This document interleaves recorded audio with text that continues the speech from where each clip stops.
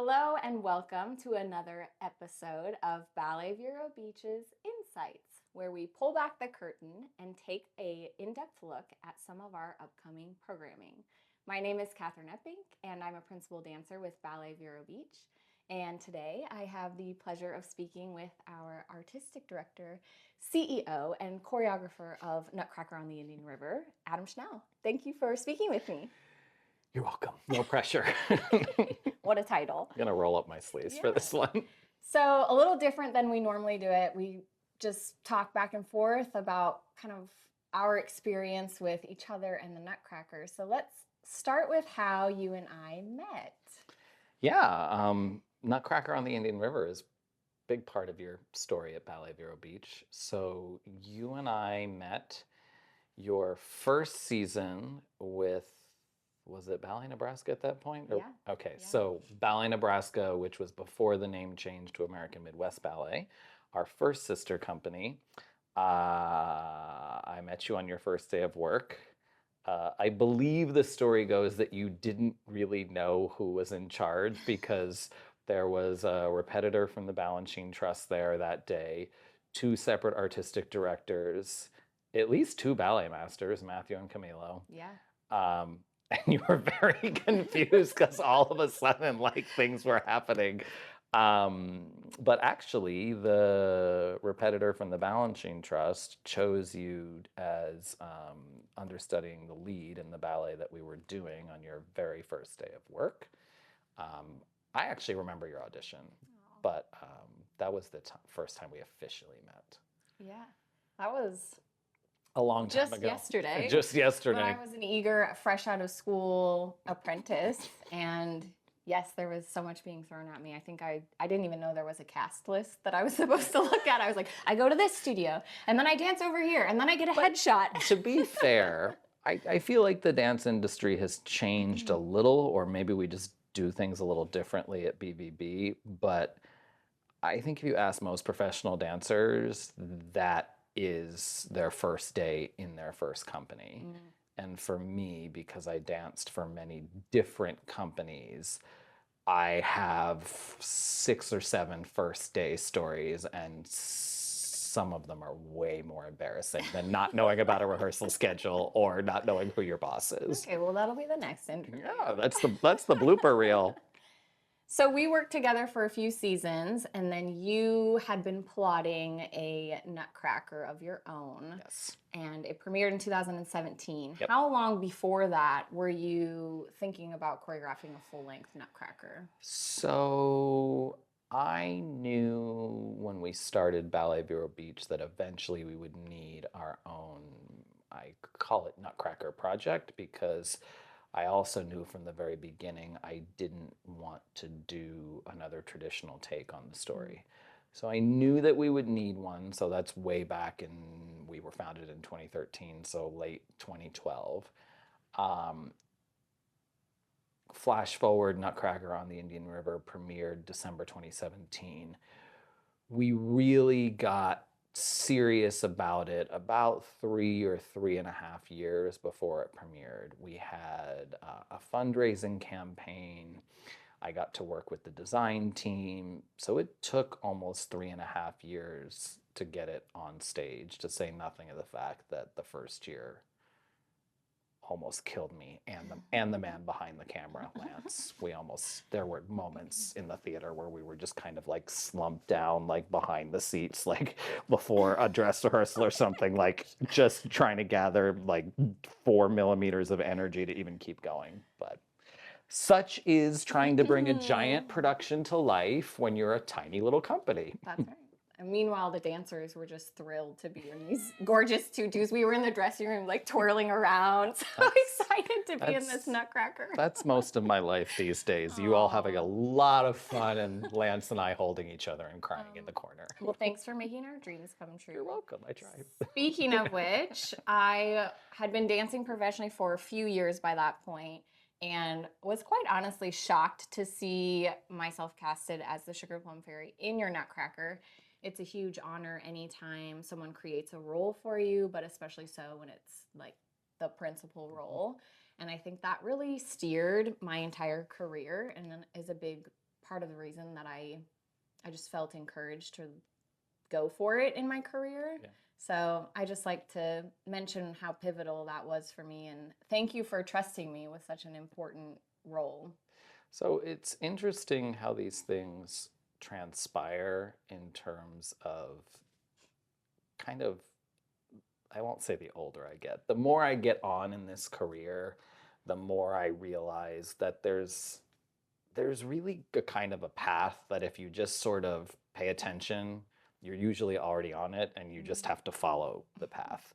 Um, yes, whether you're learning a principal role or whether you're running a company, um, you do have to have an amount of drive, amount of self-awareness, an amount of, belief in yourself. But there really is this path.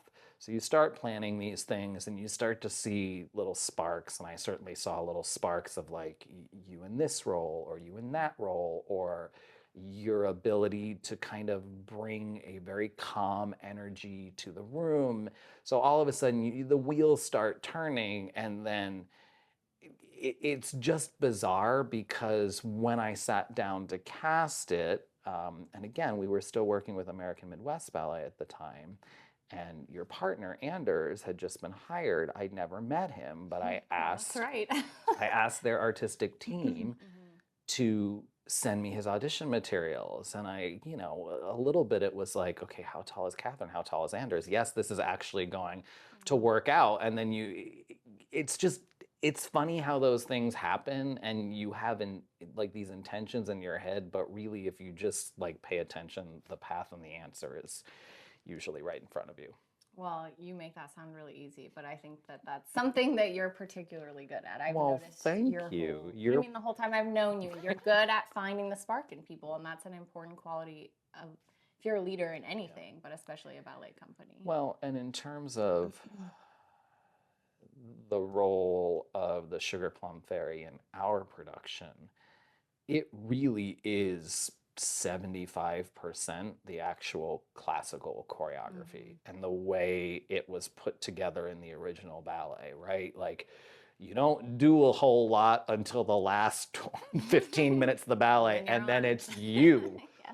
And that by that time the audience is like, okay, so I'm thinking about dinner, or I'm thinking about getting another drink in the lobby. So it really is a role, and the way we place it in the ballet, it demands that confidence, that self-assuredness, and it demands the ability to really carry the ballet. And when when we were putting together the production, I really wanted to place all of our dancers in roles that they could grow with. The intention always at BVB is, as something comes into the rep, especially a Nutcracker production that's going to happen every year, that the same dancers will grow in roles and be able to evolve them and get better with them. So it's really been amazing to see you continue in that role year after year, and even evolve it with, you started dancing it with Anders for the first 5-6 seasons, plus the movie we made during the pandemic out in the middle of nowhere on the land trust property. And then, this will be your third year dancing it with Franco. It's incredibly rewarding for a choreographer, and also, as an artistic director, to be able to see that come to fruition. So, blah, blah, blah, blah, blah. Beep, boop, bop, Yeah, as we say. I wasn't gonna make that. When it gets a little too heartfelt, we turn into robots. That's Katherine and I's code for, okay, the emotions are coming too close to the surface. Move on. Got a job to do. We mentioned a bit that our version of Nutcracker is unique to our community. Can you talk a little bit about how you tailored it to fit Vero Beach? So I was saying earlier that I have all these first day stories because I dance with a lot of different companies. And I was really lucky enough to, even before I was a professional dancer, have Nutcracker be a part of my training, be a part of my formative years as a dancer, and to dance in productions that really ran the gamut from like very, very classical productions that are sort of the standard to homegrown productions to productions that sort of blew the lid off of the storyline. One was actually a production I danced while I was dancing in the Midwest called the Orpheum Nutcracker that took place in Omaha, Nebraska in the 1920s. Like Charlie Chaplin and Betty Boop were characters in the party scene. And it just kind of opened my mind to the fact that there is something about this ballet that transcends the score, transcends the storyline, transcends where you set it. And what is interesting is when I was going to grad school for arts administration when the company started, my thesis was entitled Cultural Relevancy in Ballet from the Artistic Director's Perspective. Wow. It is no longer relevant. I wrote it, I thought it was relevant at the time, and 3 days later it was not, it's not that bad. But in my research, one of the lines that I wanted to take was this sort of Nutcracker effect, this Nutcracker phenomenon that we have in North America. And there's a fascinating book called Nutcracker Nation that actually traces how the ballet was an absolute flop in St. Petersburg, how it made its way to America via the Christensen version in San Francisco Ballet, and then George Balanchine picked it up from New York City Ballet, and it's just permeated all aspects of the holiday season in the United States and Canada. And that book sort of cemented what I thought about the fact that this goes beyond being just a ballet and you can sort of do whatever you want with it. So when I was figuring out what Ballet Vero Beach's version was going to be, it was about to be near the centennial of Vero being chartered. There were all of these 100-year celebrations going on, so I started digging back into county archives and learning more about this town. And there were all kinds of things that really lined up with setting the ballet in 1919, the year Vero became chartered and became its own town in Indian River County, sort of came into existence. And not only did I like that period, but also there were parallels between, really towering characters in Vero Beach history like Waldo Sexton and, the sort of eccentric Uncle Drosselmeyer character.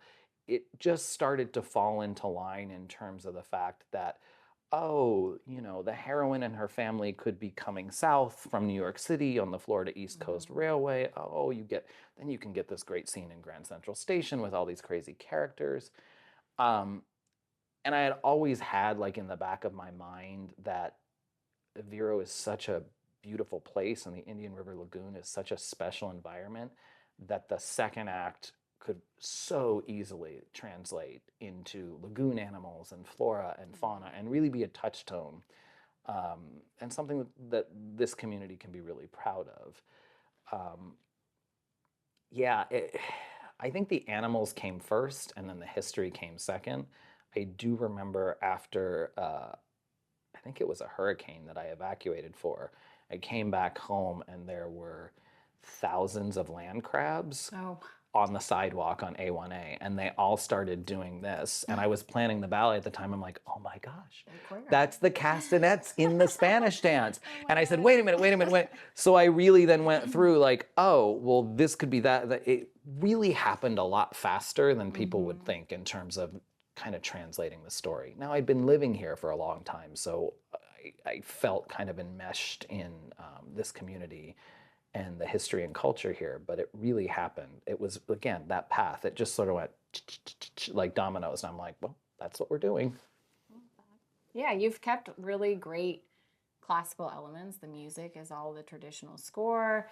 It's a holiday traditional program, performance, but you've tailored it to our community, which makes it special for, local friends and families. Well, and what was really cool about working with the design team is, especially Travis Halsey, who did the costumes, he was adamant that the first act characters in New York and in Grand Central, they were all in period costumes. But he was also adamant that the animals in the second act all had nods to the original locales for all of the dances that they were dancing. So I said the Spanish dance became land crabs. Well, he put the she crab in a flamenco skirt and the he crab in a bolero jacket. It's not obvious unless you really start looking for it, but there are a ton of Easter eggs in the costumes in the second act where you go, oh, I get it. Okay, the bobcat and the river otter dance to the Russian dance. They both have balloon pants on. The bobcat has a traditional sort of Russian folk dance tunic, but he looks like a bobcat. It's very like, that's why I was really lucky to work with the design team that we did, because I tend to be really layered when I'm planning a production like this, and everyone on the design team thinks in the exact same way. Yeah. Yeah. Well, let's talk about what's new for Nutcracker this year. New! Big exciting. Big exciting We're news. going to be at Riverside Theater. Yeah. So what can audiences expect having it here at Riverside? Different than before, if they've been. I'm going to give my glib answer first. Okay. My glib answer job. first is you can get a drink in the lobby. We can't do that Do at we the have high a school. signature cocktail? I believe that the hospitality team at Riverside is planning some potential holiday-themed snacks and holiday-themed beverages that will go perfectly with Nutcracker on the Indian River. Honestly, when we were planning the production, I approached the higher-ups at Riverside because I always felt that it should be here. And again, that path at the time, based on space backstage, based on the build time for the professional shows on the main stage, it just wasn't possible. All of a sudden, in the past year and a half, 2 years, things have sort of changed at Riverside in terms of what is possible timing-wise and how the calendar has opened up. And it was amazing to have John Moses, the executive producer, basically kind of pull me aside and say, I think as soon as next year, and this was a couple years ago, Nutcracker is going to be able to come here and it can be here like for the future. And I was just sort of like, I'm like, things sort of stop crossing your mind. Like, no, we go to the high school, that's where it is. It's this time of year. And I was like, really?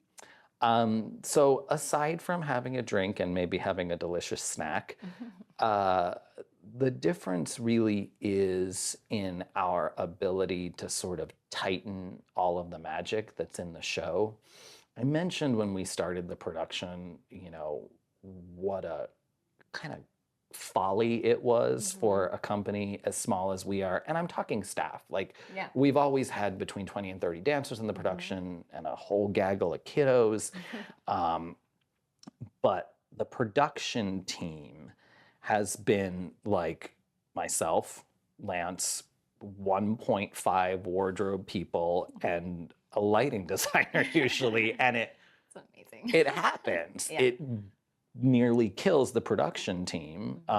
But what we can expect with Riverside is we now have access to the wardrobe department. We now have access to all of these fantastic professionals that can make the show tighter and smoother and support the dancers and the kids in a better way. But then the flip side of that is you get the professionals running the front of house experience as well. So it takes what I believe to be the best Christmas present ever and puts it in this amazing package that we weren't able to accomplish before. That was well put. Wow, you just come up with that. Yes. Okay, amazing. And I also want to tag on to that. So the experience in the lobby. We've got a cocktail, we've got a snack. We're also offering our Nutcracker VIP add-on experience again. So if you purchase tickets to the show, you can add on a VIP ticket, which gives you a exclusive merchandise bag and the opportunity to meet and take photos with cast members. So I just wanted to make sure we threw that out there as well. And the ability to take more time with putting the production in Riverside Theater and then to have a little bit more room to play with the production schedule has actually allowed us this year, in addition to the VIP experience and improving that, we've also been able to take Nutcracker for All, our accessible family-friendly show, where we've traditionally only done Act 2. We now have the ability for folks to choose between a Nutcracker for All that is Act 1 and a Nutcracker for All that is Act 2. And again, it enriches the experience, it deepens the experience, but also BBB and Riverside are so in sync in that we want the entire community to feel comfortable at each other's programming. And I'm really proud that this is something we're actually bringing to the Riverside Theater campus. They have not had the ability to do accessible, family-friendly programming before. So it's been amazing to sit with the guest services team and the front of house team and say, guys, we've been doing this for 8 or 9 years now. This is what to expect. This is what's okay. This is what's not okay. But I'm excited because it's such a beautiful venue to introduce audiences that may not have had the opportunity to come into this venue before. Because at the end of the day, if we're not making sure every citizen of our area and every visitor for that member feels like they can access the cultural amenities here, we're not doing our job. So it's a really, it's the perfect production to sort of open that door and then be able to do performances like that alongside Riverside in the future. I'm really proud of our entire family-friendly and accessible series, Nutcracker for All being one of our best. But Ellie, one of the other professional dancers, and I were just talking today, and we were kind of looking at Instagram, and we saw that the Royal Ballet is now offering an accessible show, but this is their first year. And so it just kind of brings it back to the fact that you have been thinking of these things, culturally relevant things that you're ahead of the curve here. And I think it's important to note, like we've been talking, yes, it's an extraordinary privilege to get to create this production, to get to continue to mount this production and see different dancers and different kiddos grow in the production and audience members that respond to it. But it really goes back to the fact that, yes, in some level, this is the Nutcracker that I wanted to create, but we really try at BBB to respond to needs in the community, right? Vero Beach didn't need a Nutcracker set in Nuremberg in the 1800s with powdered wigs and candy characters. It didn't need that. Who cares, right? Like, you can go and you can see that around here in really beautiful, incredible productions. So we followed, something that could give the community a point of pride. And what you're talking about with accessible, family friendly, once we had the show, we sort of went, okay, so who are we missing? Who can't come to see what we're doing and experience this magic? And that led us to starting the Accessible Family Friendly series with Nutcracker for All. It's led to us strengthening our ticket donation program to make sure that folks can experience this holiday magic regardless of their ability to pay. And I think that tying that in with the holiday spirit, tying that in with coming back to Riverside, it's a really proud moment for us this year to be able to share this with the community. Perfect. Tickets to Nutcracker on the Indian River are available now. For tickets and more information, visit us at www.balletverobeach.org or visit the Riverside Theater box office. Adam, thank you for speaking with me today. Thank you. It was fun.